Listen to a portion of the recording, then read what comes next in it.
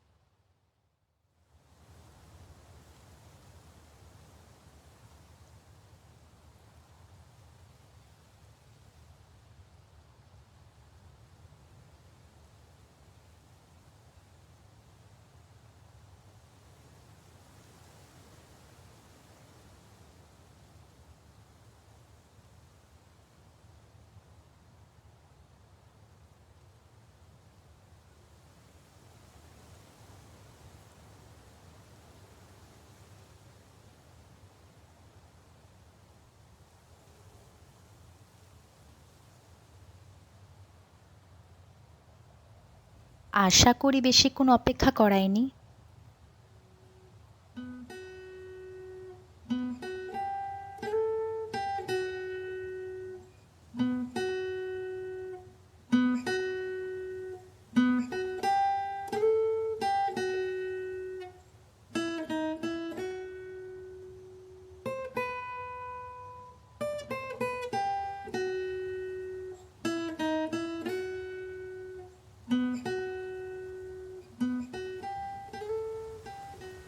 কী রে, কেমন আছিস?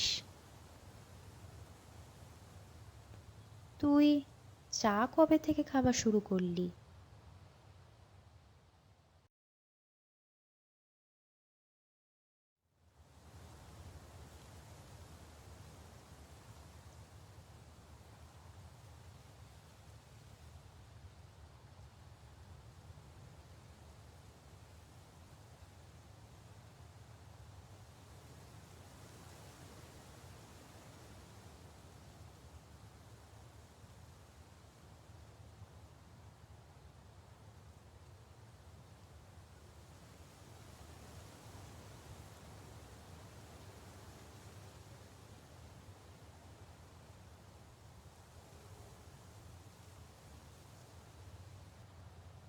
কী রে, আমার সাথে কথা বলবি না? তুই সত্যি অনেকটা বদলে গেছিস রে। প্রতিটা মানুষেরই একটা সময় পর বদলে যাওয়ার দরকার পড়ে, একটু বেশি প্রয়োজন পড়ে।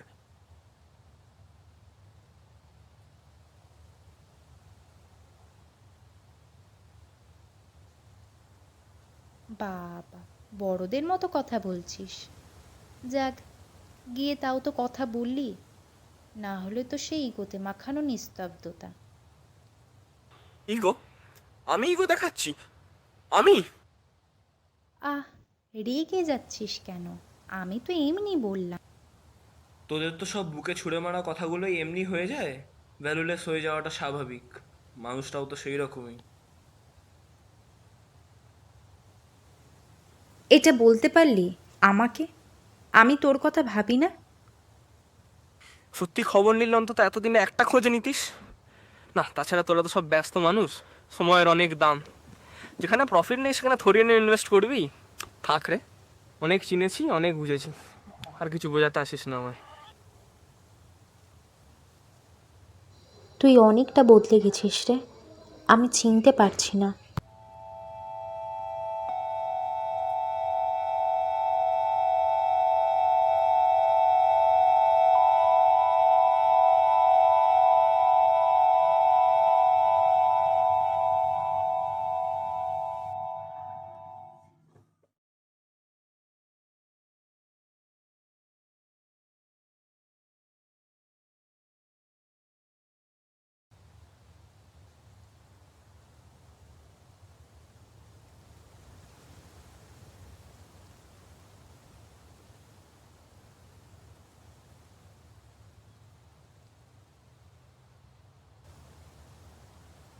আশেপাশের লোকেদের অনুযায়ী না চললে সেটা অনেক সময় একটা আশ্চর্যজনক পরিবর্তন বলে গেল, এটা হওয়াটাই স্বাভাবিক।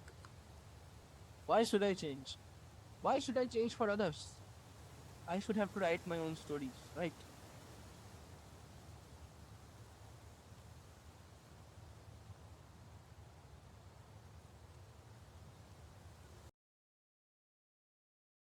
তোকে আমি কি বদলাতে বলেছি? কই, আমি তো কিছু বলিনি। তোর গরম করছে না? একটা জায়গায় বসে আছিস। তুই তো পারলে সারাদিন হেঁটে চলে বেড়াতিস আগে। চল, একটু হেঁটে আসি। বেশ, তাই হোক না হোক।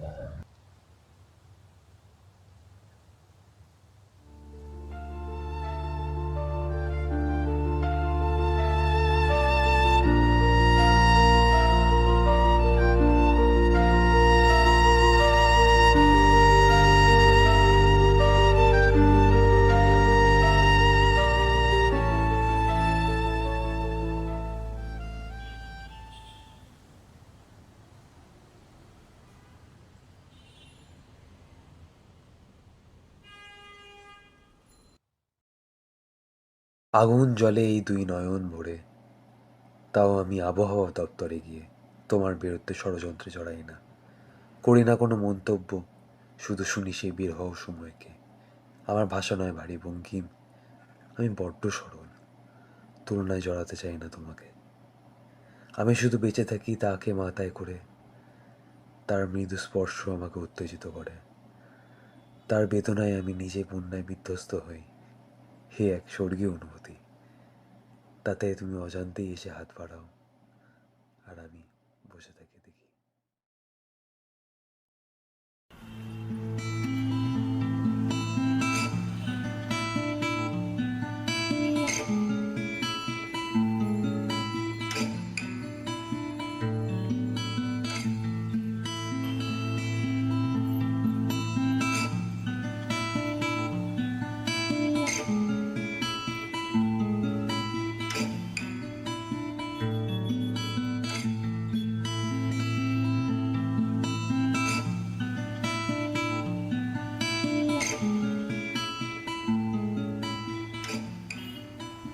আচ্ছা, তোর মনে আছে তুই আমার জন্মদিনে এসেছিলি? আরে লাস্ট বারেরটারে, আমি তোর পিঠে চেপে ছবি তুলেছিলাম। আমি আচমকাই উঠেছিলাম, আর তুই ঠিক সামলে নিয়েছিলি স্মুথলি, কি সুন্দরভাবে।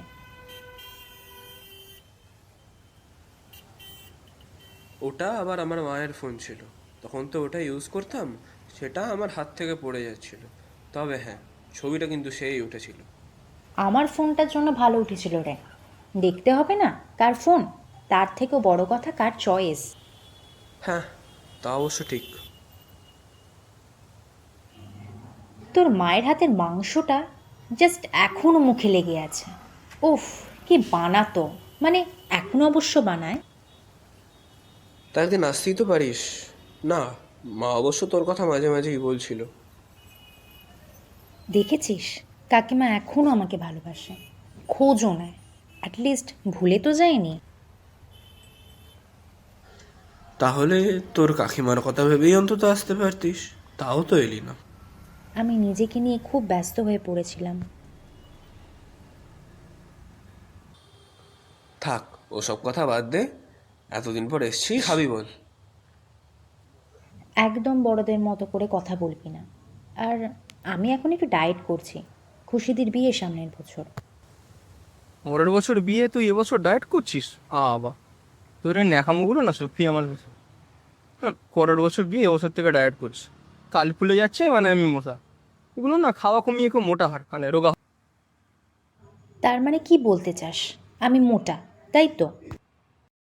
আরে না না, আমি সেটা বলতে চাইনি। আমি বলছি এগুলো করার কোনো মানে হয় না। থাক, অনেক হয়েছে, আর ঢপ মারিস না। না, একটু হলেও আগের মতো আছিস তাহলে।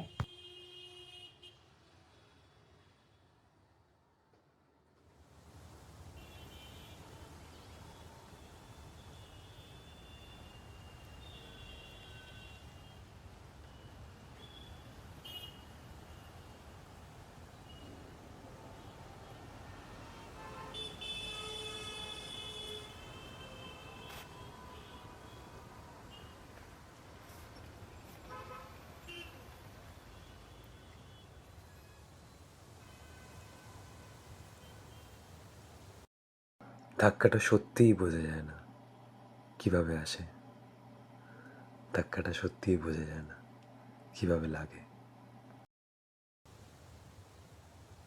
তোর এতদিনে কোনো মেয়েকে পছন্দ হয়নি? না, হয়নি। আর তুই চা কবে থেকে খাওয়া ধরলি? যে ছেলের দিনে 5 বার কফি ছাড়া চলে না, সে ছেলে নাকি চা খায়? এমনভাবে বলছিস যেন এই কবছরে কত খোঁজ রেখেছিস আমার। আমি কফি খাই, খাওয়াটা কমিয়ে দিয়েছি। বলতে পারিস ঘেন্নায় মুছে ফেলেছি কফিটা।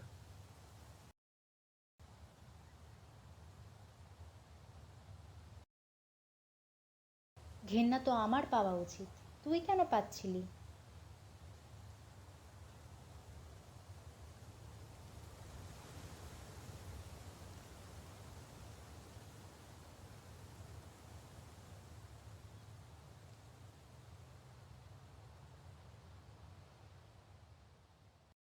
আমি কাগজ কলম উল্টে দিয়ে তার মধ্যে শান্তি স্থাপন করি, তুমি আবারও আমার ঘরে ঢুকে আমার ঘরকে লণ্ডভণ্ড করো, আর আমি সেই আশ্চর্য সৃষ্টিকে বসে দেখতে থাকি।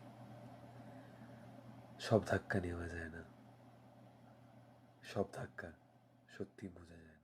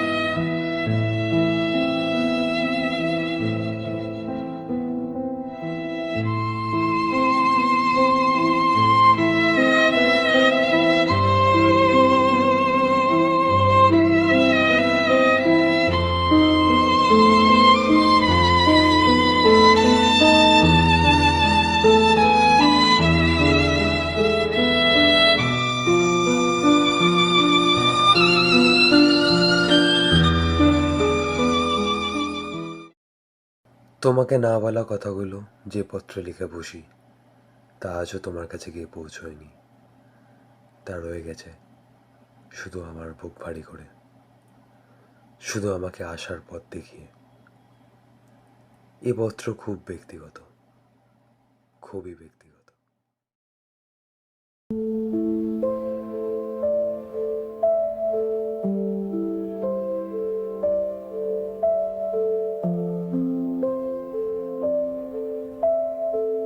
নিজেকে কখনো আয়নায় দেখেছিস?